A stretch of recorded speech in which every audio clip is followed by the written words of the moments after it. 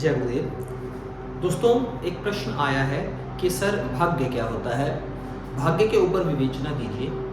आप ज़्यादातर ये लोग समझते हैं कि जो आपको विरासत में प्राप्त होता है वो भाग्य होता है, या ज़्यादातर लोग सोचते हैं कि जो परमात्मा ने किस्मत में लिख दिया है वो भाग्य होता है। दोस्तों देखिए, अभी आप योग वगैरह को नहीं जानते हैं, सत्य को नहीं जानते हैं।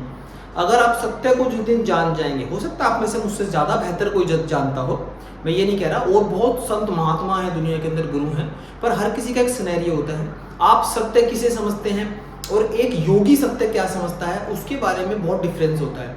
योगी एक छोटा सा भी गलत काम नहीं करेगा, और आम इंसान बड़े से बड़ा गलत काम कर कर भी सोचेगा कि नहीं नहीं, मुझे तो पेट के लिए करना था, इसलिए मैंने गलत काम कर दिया।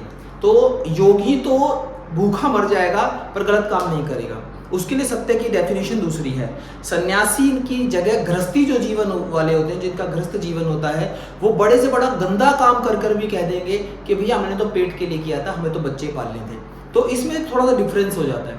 तो आप गृहस्थी हैं या सन्यासी हैं या संत हैं, इससे थोड़ा सा हम अलग रखते हैं। पहले हम बताते हैं भाग्य क्या होता है। दोस्तों, भाग्य को समझने के लिए पहले आपको ये समझना पड़ेगा कि भाग्य की परिभाषा क्या होती है।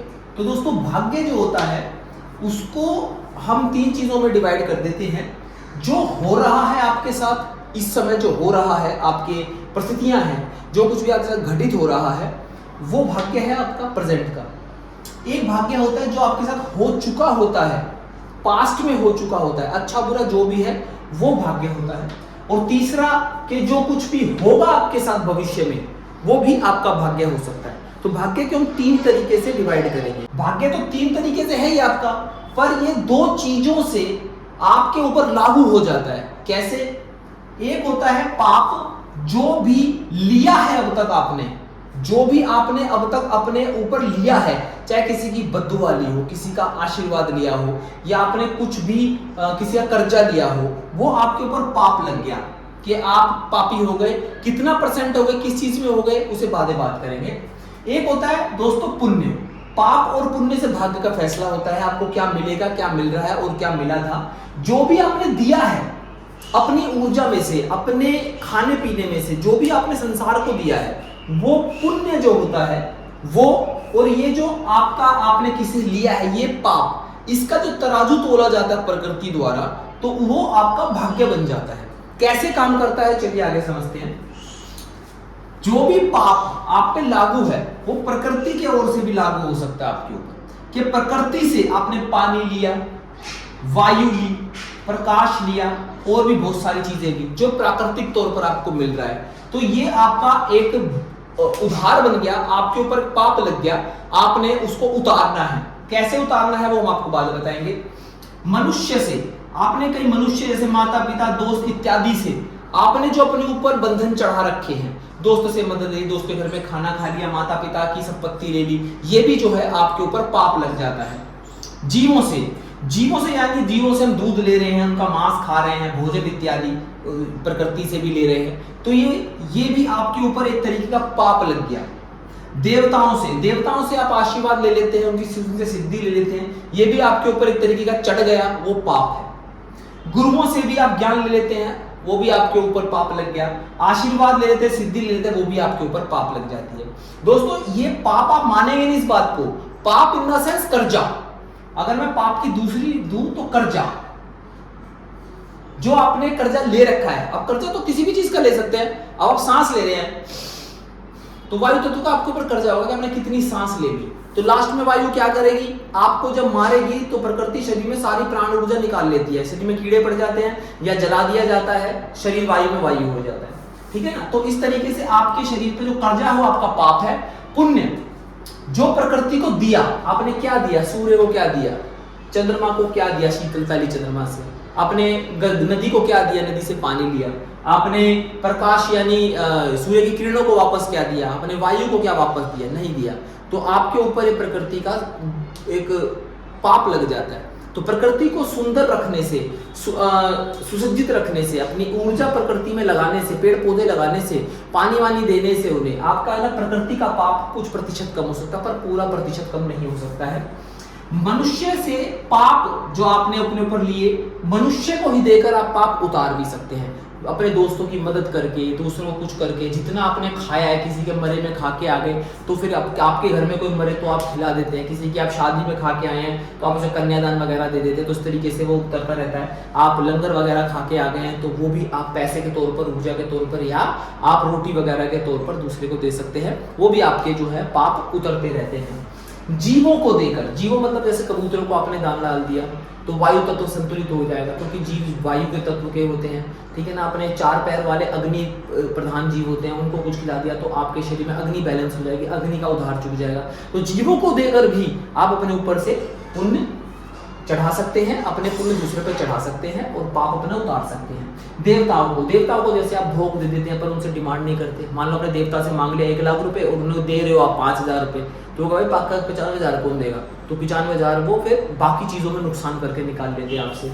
देवताओं से आप सिद्धि लेते हैं, सिद्धि के बदले क्या देते हैं, कुछ नहीं देते हैं, तो वो भी आपके ऊपर पाप लग जाएगा। तो देवताओं का भी लगातार आपके ऊपर कुछ ना कुछ चढ़ा होता है। जैसे मान लीजिए आपके पापा या आपके दादा वगैरह ने देवताओं से कुछ मांग रखा था, उसके एवज में उन्होंने संपत्ति दे दी, पैसा दे दिया, धन धान्य दे दिया, पर उन्होंने एक तरीके से देवताओं का पूजन कर रखा था, भाई हम साल भंडारा करेंगे, हम कोई भी बच्चा होगा उसके ऊपर ही देंगे। देवताओं का कर्जा था उनके ऊपर, उन्होंने डिमांड की थी।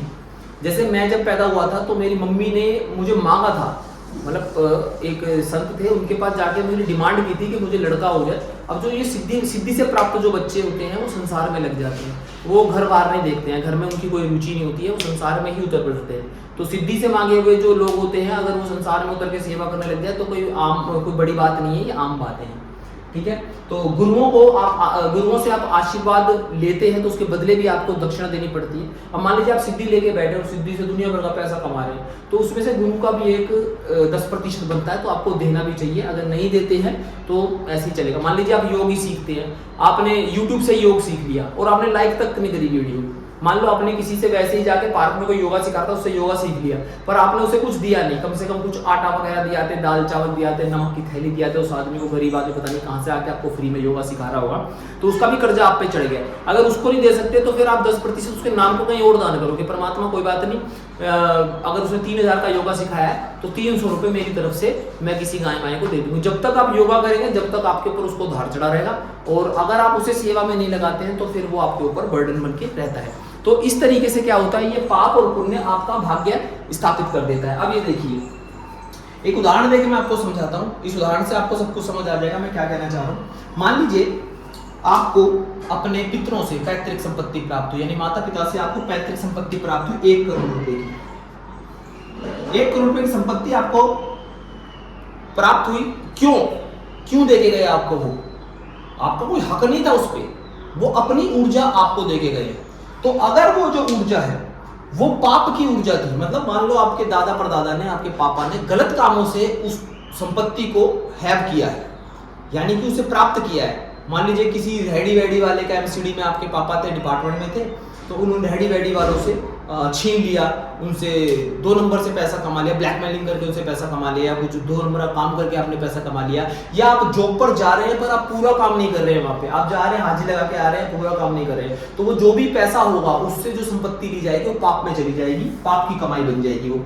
तो उसे 10% दाम देकर रोका जा सकता है। मान लो आपने ये 1 करोड़ की आपके पास संपत्ति थी, इसमें जो किराया बनता है, इसका करोड़ की संपत्ति का कुछ किराया बनेगा या इसका कुछ 10% बनेगा, वो आपको समाज को देना पड़ेगा रेगुलर बेस पर। जैसे मान लीजिए आपको 1 करोड़ का मकान प्राप्त हुआ, इसका 1 लाख रुपए साल का ब्याज, महीने का ब्याज आता है, तो 10,000 रुपए पर मंथ देकर आप ये बोल करके उस गंदी संपत्ति को न्यूट्रल करें, परमात्मा मेरे ऊपर उसका गुना है, आप बाकी के 90,000 रुपए का आप इंजॉय कर सकते हैं, आपको कोई कुछ नहीं कहेगा। पर आपको अपने बच्चों को भी बता के आना पड़ेगा, पीढ़ी दर पीढ़ी लगातार करना पड़ेगा उसे, वरना बच्चे विकलांग पैदा होंगे, अल्प आयु की संतान हो सकती है, या बिगड़ी हुई अत्याचारी संतान आपको पैदा हो सकती है। मेरा कहने का मतलब ये है कि मान लीजिए आपका जो 1 करोड़ का प्लॉट था उसमें 1 लाख रुपए उसका ब्याज आ रहा है, तो आपको 10% दान करना पड़ेगा हर महीने। अगर आप नहीं करते हैं, साल का 10% दान करना पड़ेगा। अगर नहीं करते हैं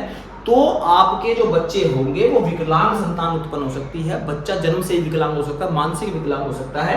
तो ये मानसिक विकलांग संतान जो होगी ये लंबी आयु की होगी।